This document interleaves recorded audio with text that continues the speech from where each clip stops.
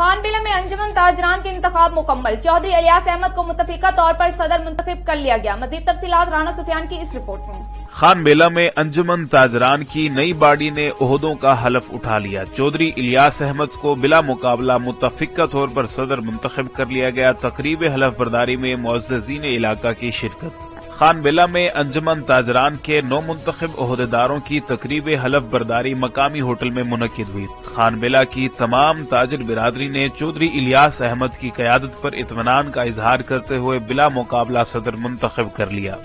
अंजुमन ताजरान की executive body में Syed Asim Shah, senior नायब सदर राशिद पवार, नायब सदर इजाज पवार, जनरल सेक्रेटरी मोहम्मद शाहिद भट्टी, फाइनेंस सेक्रेटरी, जबकि खलील चिश्ती को सेक्रेटरी नशर इशाअत मुंतखब किया गया।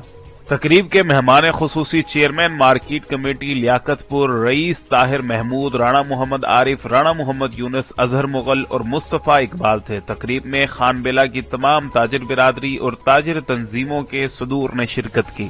तकरीब के शुरका से खिताब करते हुए नौ मुंतखब सदर अंजुमन ताजरान खानबेला का कहना था कि सदारत का ओहदा ताजिर बिरादरी के एतमाद का तोहफा है। मैं और मेरी टीम ताजिरों की फलाह के लिए हर मुमकिन कोशिश करेंगे।